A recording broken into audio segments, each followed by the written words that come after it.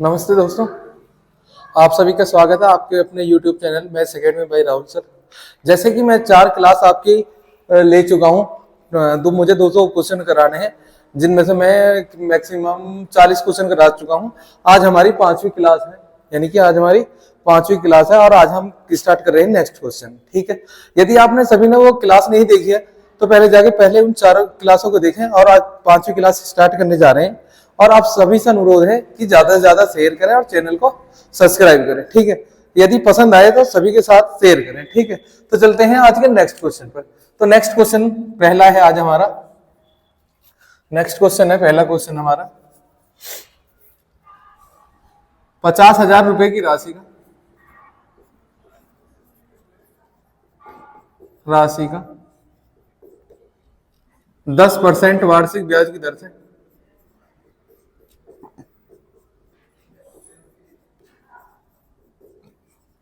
ब्याज की दर से 3 वर्ष का साधारण ब्याज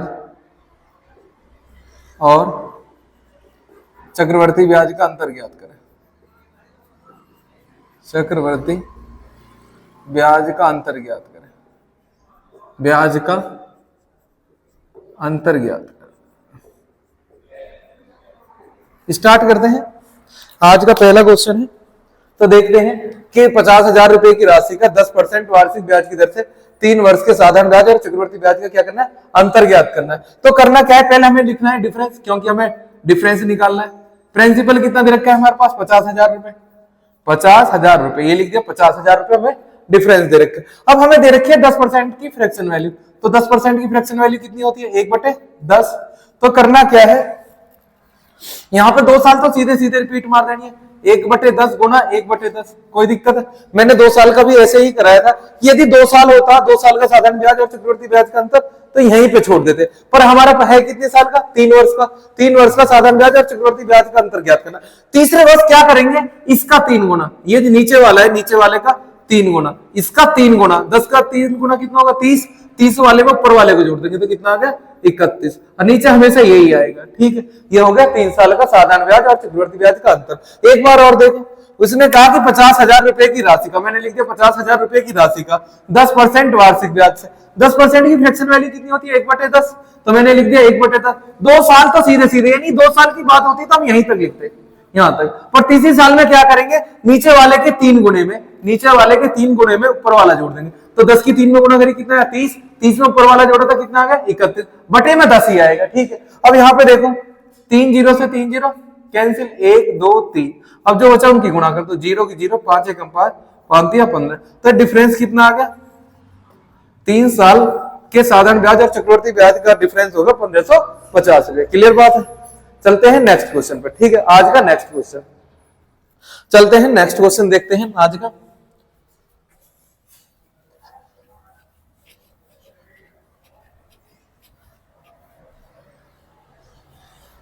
नेक्स्ट क्वेश्चन है, किसी वस्तु की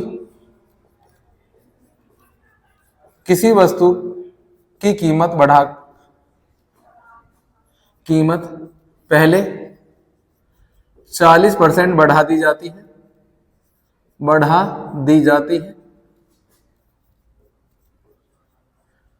और उसके पश्चात 25% की छूट दी जाती है, तो उसका लाभ प्रतिशत ज्ञात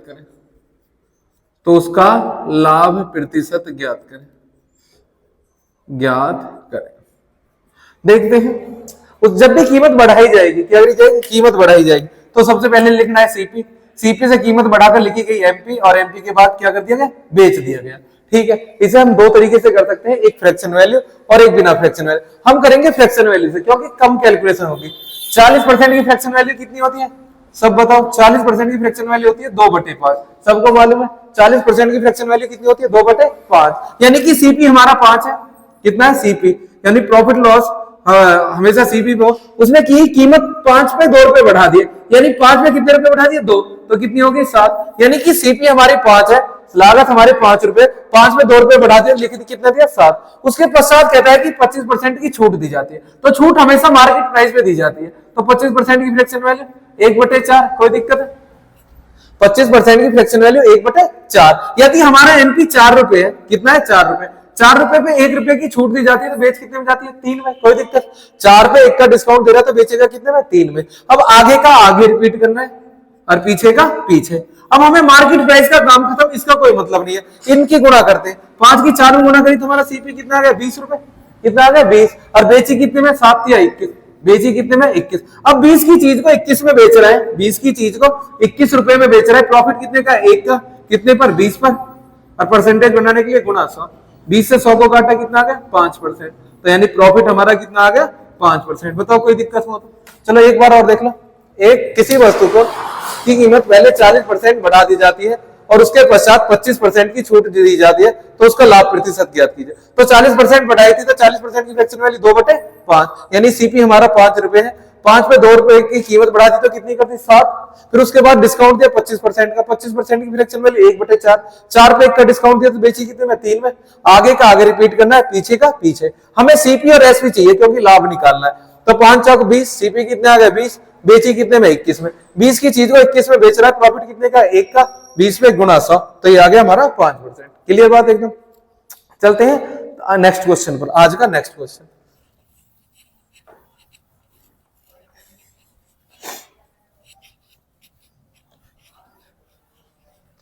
नेक्स्ट क्वेश्चन लेते हैं हम टाइम एंड वर्क का।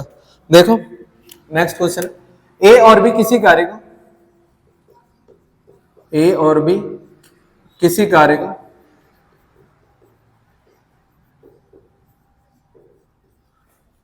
20 दिन में कर सकते हैं, 20 दिन में, जबकि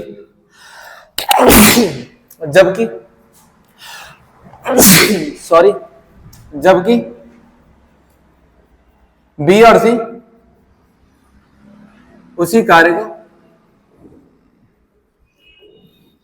30 दिन में, 30 दिन में, और सी और ए उसी कार्य को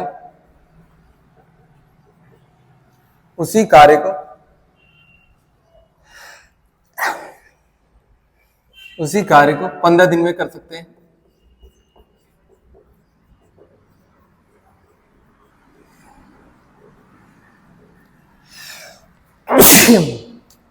जुकाम हो गया, सॉरी सबके लिए। सी और ए उसी कार्य को 15 दिन में कर सकते हैं, तो तीनों मिलकर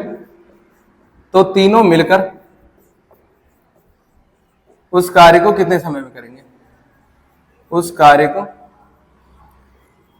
कितने समय में करेंगे।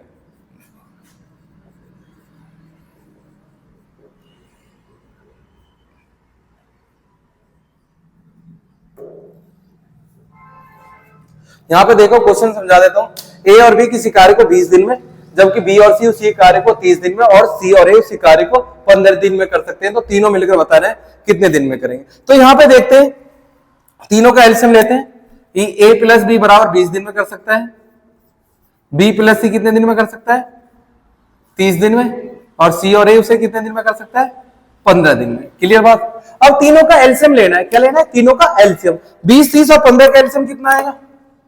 अब इसको देखो, 15 20 30 के टेबल में 15 30 आता है, तो हमें एलसीएम किसका लेना है 30 और 20, 30 और 20 की ऐसी संख्या देखनी है जो 30 से भी कटा और 20 से, ऐसी संख्या है 60, कितनी है 60, 20 से काटा 60 कितनी बार गया 3 बार, और 30 से 60 काटा कितनी बार गया 2 बार, और 15 से काटा 4 बार। अब यहाँ पे देखो, ए भी 2 बार काम कर रहा है, बी भी 2 बार काम कर रहा है, और सी भी 2 बार काम कर रहा है। जब ये 2 बार काम करे तीनों, ए भी 2 बार काम करे, बी भी 2 बार काम करे, तो सी भी, तो इनको डबल कर दो हमेशा, क्या कर दो डबल, तो डबल हो गया कितना आ गया 120, यानी टोटल वर्क हो गया हमारा 120। अब करना कुछ नहीं है, तीनों को जोड़ो और डिवाइड कर दो, तीनों को जोड़ा और डिवाइड कर दिया 120 बटे 3 2 5 5 4 9, 3 के टेन मारे काट दो, 3 से काटा 40, 40 को 3 से डिवाइड करोगे कितना आएगा 13 3 39, 13 से ही 1/3 दिन। एक बार और देख लीजिए, ए और बी किसी कार्य को 20 दिन में कर सकते हैं, बी और सी 30 दिन में, और सी और ए 15 दिन में। करना क्या है, तीनों का एलसीएम लेना है। तीनों का क्या लेना है, एलसीएम। ठीक है, एलसीएम ये 60, 20 से काटा 60 3 बार, 30 से काटा 60 2 बार, 15 से काटा 4 बार। अब यहाँ पे देखो ए भी 2 बार, बी भी 2 बार, सी भी 2 बार। जब भी ये 2-2 बार आए तो करना क्या है, काम को डबल कर दो। तो 60 का कितना होगा 2, डबल कितना होगा 120, और फिर क्या करना है, तीनों को जोड़ना है और डिवाइड कर देना है, तीनों का कार्य निकल जाएगा। बिल्कुल आसान क्वेश्चन, आसान है। चलते हैं नेक्स्ट टाइप में। ठीक है, नेक्स्ट टाइप का क्वेश्चन है, इसमें लेते हैं हम अगला क्वेश्चन पाइप एंड टंकी का।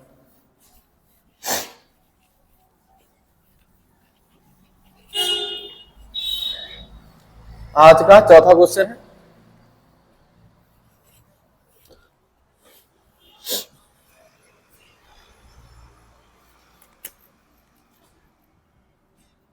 एक पाइप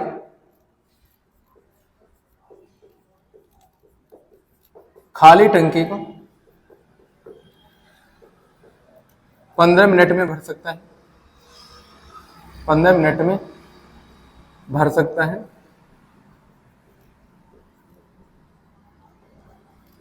जबकि दूसरा पाइप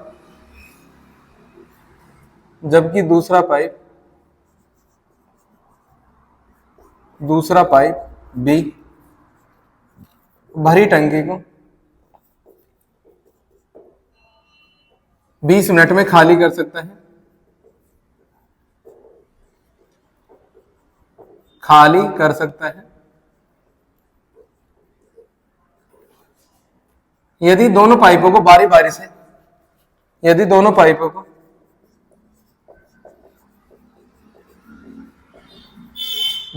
से खोल दिया जाए, बारी बारी से 1 मिनट के लिए खोल दिया जाए, 1 मिनट के लिए खोल दिया जाए,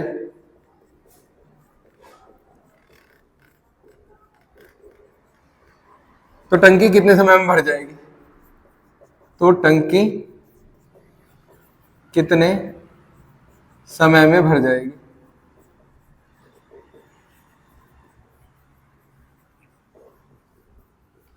ठीक है, तो यहां पे देखते हैं एक पाइप है जो खाली टंकी को 15 मिनट में भर सकता है, जबकि दूसरा पाइप भरी टंकी को 20 मिनट में खाली कर सकता है। यदि दोनों पाइपों को बारी बारी से 1-1 मिनट के लिए खोल दिया जाता है तो टंकी कितने समय में भर जाएगी ये बताना है। तो यहाँ पे करना क्या है, दोनों का एलसीएम लेते हैं। यहाँ पे लिखा ए बराबर 15 मिनट और बी बराबर 20 मिनट। ठीक है, तो इन दोनों का एलसीएम लिया, कितना है 60, 15 से काटा 4 बार और 20 से काटा 3 बार। ठीक है, अब यहाँ पे दोनों को 1-1 मिनट के लिए खोला गया, यानी 1 मिनट के लिए ए ने कितना भर दिया 4 लीटर, दूसरे मिनट के लिए यानी कि दूसरे मिनट में खोला गया बी को, इसने कितना खाली कर दिया -3 लीटर। अब यहाँ पे मिनट कितनी होगी, 1 मिनट ये 1 मिनट ये, तो 2 मिनट का समय हो गया। तो टंकी में गया कितना लीटर है पानी, 1 लीटर। बस ये गलती मत कर देना, 1 का डिवाइड 60 में मत कर देना। तो यहाँ पे करना क्या है, सबसे पहले जो भरने वाला पानी है वो माइनस करना है। तो 60 में से 4 गए तो कितना, हमें टंकी भरवानी है 56 लीटर। कितनी भरवानी है 56 लीटर। करना क्या है, सबसे पहले जो पाइप भरने वाला है वो कितना भर रहा है 4 लीटर, तो वो पहले माइनस करना है। 60 में से 4 गए कितना आ गया 56, हमें टंकी में 56 लीटर भरवाना है, यानी एक की वैल्यू 56 लीटर है। कितनी है 56, तो कितने गुना है 56 की गुना इसे करी तो कितना आ गया 112 मिनट। मैंने यहाँ पे लिख दिया 112 मिनट हो गया। 112 में टंकी कितनी भर गई 56, कितनी भर गई 112 मिनट में 56 लीटर टंकी भर गई। अब बारी किससे भरने वाले की, 1 मिनट की। एक कितना भरता है 4 लीटर, तो मैंने यहाँ पे लिखा 1 मिनट और टंकी में कितना डाल दिया 4 लीटर पानी डाल दिया। तो टंकी कितनी भर गई 113 मिनट हो गई, और टंकी कितनी होगी फुल 60 मिनट। तो टंकी इसका आंसर है 113 मिनट। आंसर कितना आ गया 113 मिनट आंसर है। एक बार और देख लीजिए, इंपॉर्टेंट क्वेश्चन है कि एक पाइप कितना भरता है, एक पाइप 4 लीटर पानी भरता है। ठीक है, मैंने लिख दिया 1 मिनट में पहले पाइप भरने वाला खोला जाएगा। ठीक है, 1 मिनट में ए ने 4 लीटर भर दिया। अब दूसरे मिनट में बारी किसकी आई, बी की। बी ने 3 लीटर पानी खाली कर दिया, यानी 2 मिनट हो गए हमारे, 1 और 1 2 मिनट, और टंकी में 4 में से 3 लीटर खाली हो गया, तो टंकी में गया कितना 1 लीटर पानी। तो सबसे पहले करना क्या है, जो भरने वाला पाइप है वो कितना भर रहा है 4 लीटर, तो पहले उसको माइनस कर देना है, 56 लीटर भरवाना है हमें। कितना भरवाना है, क्योंकि बाद में जब टंकी भरेगी तो खाली क्यों होगी। ठीक है, तो यहाँ पे 60 में से 4 भर चुका है, हमें कितना भरवाना है 56, यानी एक की वैल्यू 56 है। कितने गुना है 56, 56 की गुना इसमें करी तो कितना आ गया 112। 112 मिनट में 56 लीटर पानी भर रहा है। 56 लीटर। तो अगले मिनट में बारी किसकी, अब ए की। ए ने 1 मिनट पर चला और कितना पानी भर दिया, 4 लीटर। यानी 113 मिनट में टंकी कितनी होगी, 60 लीटर भर गई। तो यानी कि आंसर कितना है हमारा, 113 मिनट। इस पर कंसंट्रेट करना है। इसे बालक बहुत ज्यादा 120 मिनट में लगाते हैं, तो इसे ध्यान रखना, ठीक है। आसान क्वेश्चन है बिल्कुल, बारी बारी का। चलते हैं नेक्स्ट क्वेश्चन।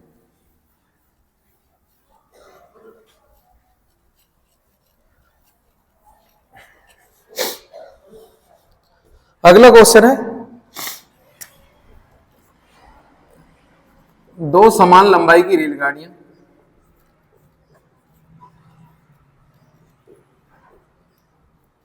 बाई की रेलगाड़ी विपरीत दिशा से आते हुए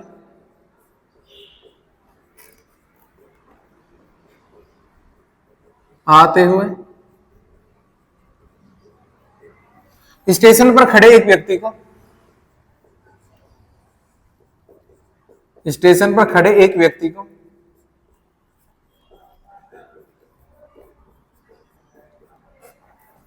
20 और 30 सेकंड में पार कर जाती है। 20 सेकंड और 30 सेकंड में पार कर जाती हैं,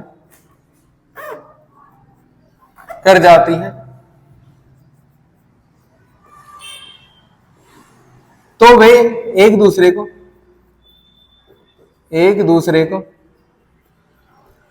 पार करने में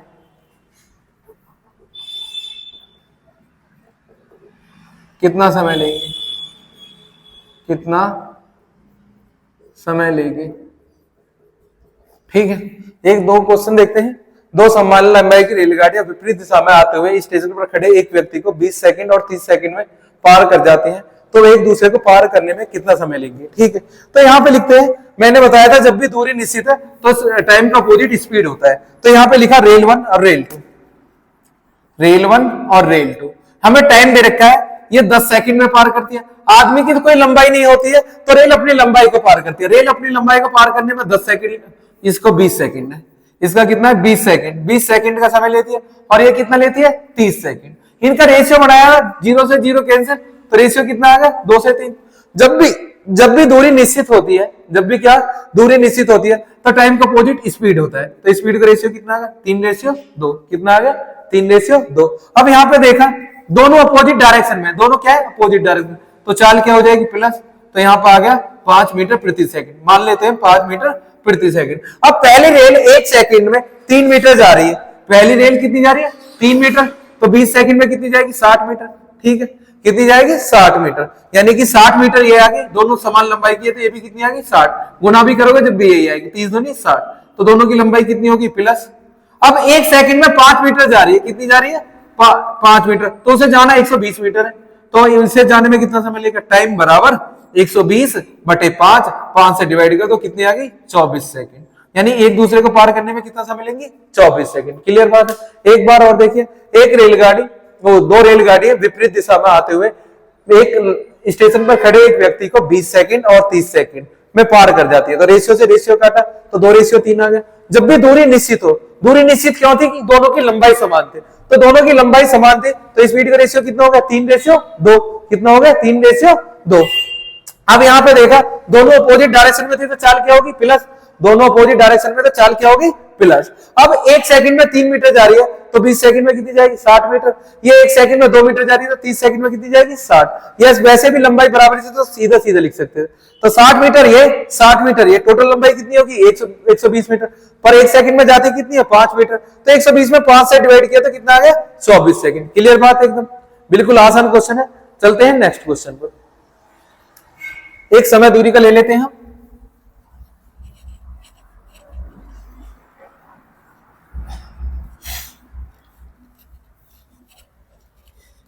एक चोर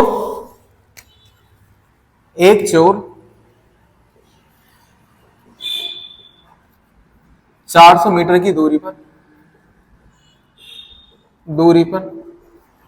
400 मीटर की दूरी पर पुलिस को देखता है।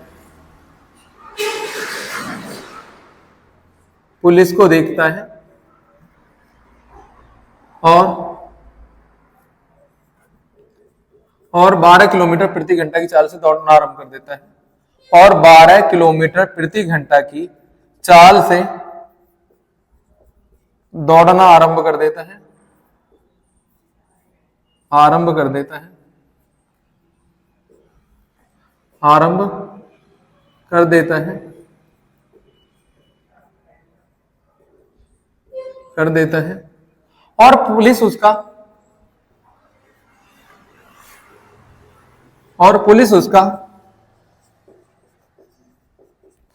15 किलोमीटर प्रति घंटा की चाल से पीछा करती है, 15 किलोमीटर प्रति घंटा की चाल से पीछा करती है, पीछा करती है। तो चोर को पकड़े जाने तक, तो चोर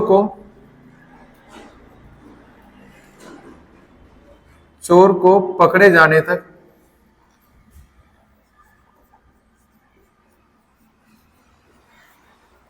पुलिस द्वारा तय की गई दूरी कितनी है? तय की गई दूरी कितनी है? दूरी कितनी है?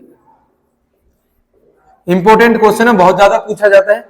एक बार देख लीजिए। एक चोर 400 मीटर की दूरी पर पुलिस को देखता है और 12 किलोमीटर प्रति घंटा की चाल से दौड़ना आरंभ कर देता है और पुलिस उसका 15 किलोमीटर प्रति घंटा की चाल से पीछा करती है। तो चोर को पकड़े जाने से पहले पुलिस द्वारा तय की गई दूरी कितनी है? बिल्कुल आसान तरीका है। जब भी समय निश्चित होता है, जब भी समय निश्चित होता है तो दूरी और चाल का अनुपात बराबर होता है। जब भी समय निश्चित होता है तो यहां पे लिखो पुलिस या चोर लिख लो, पहले चोर दे रखा है, चोर पुलिस। जब भी हमें क्या दे रखी है? स्पीड दे रखी है। चोर की कितनी है? 12 और पुलिस की कितनी है? 15। ठीक है, तो यहाँ पे रेशियो बनाओ, तो रेशियो काटा 3 से 3 चौक 12 और 3 5 15। जो स्पीड का रेशियो है वही डिस्टेंस का रेशियो होगा। तो इसका कितना आ गया? 4 से 5। अब पुलिस कितनी ज्यादा दूरी तय कर रही है? एक किसकी वजह से क्यों ज्यादा दूरी तय कर रही है? क्योंकि दोनों का गैप 400 मीटर था। यानी एक की वैल्यू कितनी है? 400 मीटर। कितनी है? 400 मीटर। एक का डिवाइड 400 में किया तो कितनी बार गया? 400। पूछे किसकी दूरी है? पुलिस की, पुलिस द्वारा तय की गई दूरी। 1 मिनट, ये 400 गुना है तो 5 में 4 की गुना करी तो 5 की गुना 400 कितना आ गया? 2000 मीटर। आंसर कितना आ गया? 2000 मीटर। क्लियर बात है? एक बार और देखो, जब भी समय निश्चित होगा तो क्या होगा? स्पीड और डिस्टेंस का रेशियो बराबर होगा। अब इस चोर की स्पीड कितनी थी? 12, पुलिस की कितनी थी? 15। रेशियो बढ़ाए 3 चौक 12, 3 पंजे 15। तो यहाँ पे कितना आ गया? 4 रेशियो 5। तो डिस्टेंस का रेशियो भी यही होगा, क्योंकि जब भी समय निश्चित होता है तो दोनों का रेशियो समान होता है। तो पुलिस चोर ने कितनी दूरी तय की है? 4, और पुलिस ने कितनी दूरी तय करी है? 5। ठीक है, कितनी ज्यादा तय की है? 1, क्योंकि पुलिस और चोर के बीच में गैप कितना था? 400 मीटर। यानी एक की वैल्यू 400 मीटर है। कितने गुना है? 400। जिसकी पूछी है उसमें गुना कर दो। चोर की पूछे तो 4 में गुना करते थे, पुलिस की पूछे तो कितने गुना करती? 5 में। तो यानी कि 2000 मीटर या 2 किलोमीटर भी लिख सकते हैं। तो ये आगे हमारा नेक्स्ट क्वेश्चन का। क्लियर एकदम? चलते हैं आज के नेक्स्ट क्वेश्चन पे। ठीक है, उससे पहले मैं बता देता हूं, पेपर को बड़े ध्यान से देना है और कंसंट्रेशन के। मेन चीज है टाइम को मैनेज करना है सबसे ज्यादा। जितना अच्छा टाइम मैनेज करोगे उतना ही तुम्हारा पेपर अच्छा जाएगा। ठीक है, तो चलते हैं आज के अगले क्वेश्चन पे। ठीक है,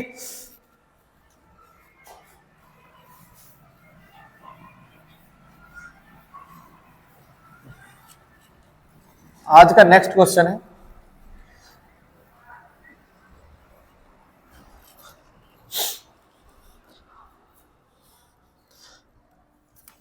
यहां पे लेते हैं लेस एम ऐसा का दो संख्याएं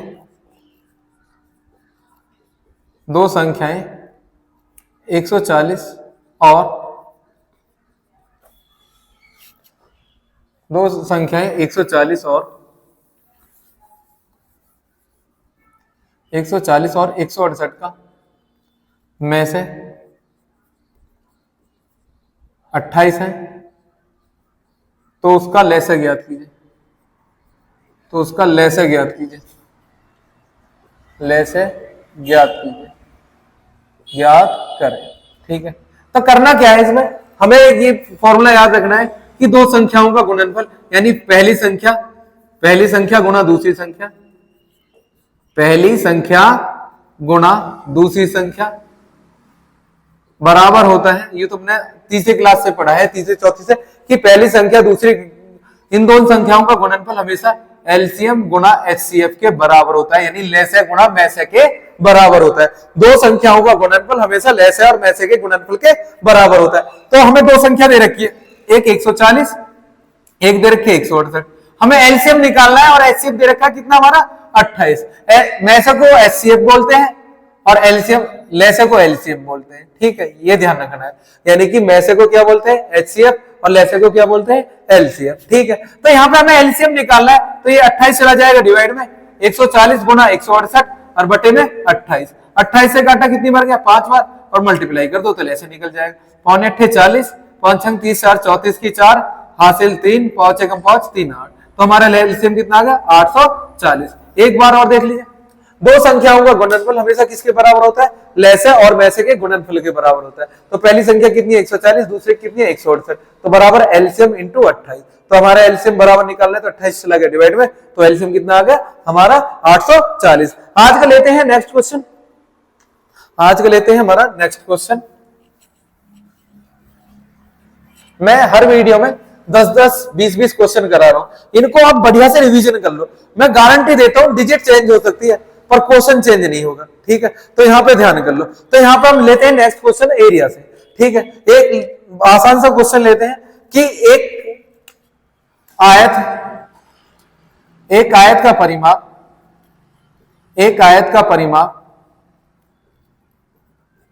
का परिमाप 120 सेंटीमीटर, 120 सेंटीमीटर है। यदि उसकी लंबाई चौड़ाई से 20 सेंटीमीटर अधिक हो, 20 सेंटीमीटर अधिक हो तो उसका क्षेत्रफल ज्ञात करो,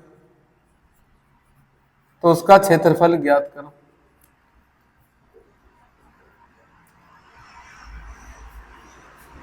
क्षेत्रफल ज्ञात करो। अब हमें दो चीज दे रखी है, क्या दे रखी है दो चीज।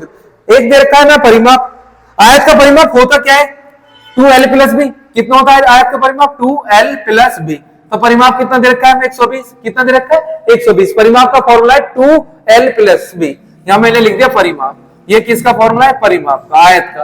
आयत का परिमाप कितना होता है 2l प्लस बी। तो 2l प्लस बी बराबर कितना 120। 2 से 120 को काट दिया, कितनी बार गया 2 छिक्का 12, यानी लंबाई प्लस चौड़ाई का वो कितना दे रखा है 60। कितना दे रखा है 60। अब यहाँ पे करना क्या है, हमें दे रखी है जो लंबाई है चौड़ाई से 20 सेंटीमीटर अधिक है, यानी लंबाई और चौड़ाई का अंतर कितने का 20 सेंटीमीटर का। ये दो चीज दे रखी है। जब भी हमें योगफल और अंतर दे, यहां पे ध्यान देना, यहां पे बिल्कुल ध्यान देना कि जब भी लंबाई और चौड़ाई का योगफल, यानी कि एक बार प्लस दे रखा हो, योगफल दे रखा हो और एक बार अंतर दे रखा हो, तो लंबाई निकालनी है। तो लंबाई निकालनी है तो दोनों में जोड़ के 2 से भाग, तो लंबाई है जोड़ी 80 हो गया, 60 और 20 कितना हो गया 80। 80 में 2 से डिवाइड किया तो लंबाई कितनी आ गई 40 सेंटीमीटर। और चौड़ाई निकालनी है तो दोनों में घटा के 2 से भाग, 60 में से 40 गए तो 20 गए तो कितने बचे 40।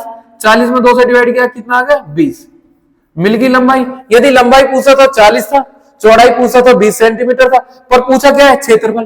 क्या पूछा है क्षेत्रफल। क्षेत्रफल का फॉर्मूला होता है लंबाई गुना चौड़ाई, लंबाई गुना चौड़ाई। लंबाई कितनी है 40 और चौड़ाई कितनी है 20, तो इसकी गुणा करी 4 दूनी 8, 800 वर्ग सेंटीमीटर। क्लियर बात एकदम। एक बार और देखिए, हमें आयत का क्या दे रखा है परिमाप, क्या दे रखा है परिमाप कितना है 120 सेंटीमीटर। 2l प्लस बी यानी कि बराबर 120। 2 से 60 120 काटा कितना आ गया 60। l प्लस बी बराबर कितना आ गया 60 और अंतर कितना दे रखा है l माइनस 20 बराबर 20 सेंटीमीटर। जब भी हमें योगफल और अंतर दे तो क्या करना है लंबाई निकालनी है तो दोनों को जोड़कर 2 से भाग, तो लंबाई कितनी आ गई 40। और जब भी चौड़ाई निकालनी है तो दोनों ने घटाए के 2 से भाग, 60 में से 20 गए 40 बटे 2 तो कितनी आ गई 20। यदि लंबाई पूछा तो आंसर कितना था 40 सेंटीमीटर, चौड़ाई कितना है 20 सेंटीमीटर। क्षेत्रफल पूछा है तो लंबाई गुना चौड़ाई, तो 40 गुना 20 तो कितना आ गया 800 वर्ग सेंटीमीटर। क्लियर बात एकदम। यहाँ पे देखो मैंने बहुत बेहतरीन क्वेश्चन कराए हैं, मैं गारंटी लेता हूं कि इनसे क्वेश्चन कोई बाहर नहीं आएगा। बस ये है कि आप ज्यादा से ज्यादा वीडियो को शेयर करें और लाइक करें, जिससे कि मुझे भी मोटिवेशन मिलता रहे कि मैं आपको अलग अलग से वीडियो बनाता रहूं। मैं देखता हूं कि बच्चे वीडियो को ज्यादा देखते नहीं है, काट काट कर देखते हैं, जिससे मुझे भी थोड़ा सा डिमोटिवेट होता हूं। तब मैं कोशिश करता हूं जब भी वीडियो बनाने की, ठीक है, तो थोड़े बच्चों को ज्यादा से ज्यादा शेयर करो, जिससे भी मुझे मोटिवेशन मिलता रहे। और चैनल को सभी लोग सब्सक्राइब करें, ठीक है। तो आज के लिए इतना ही करते हैं, बस इतना ही काफी आज के लिए।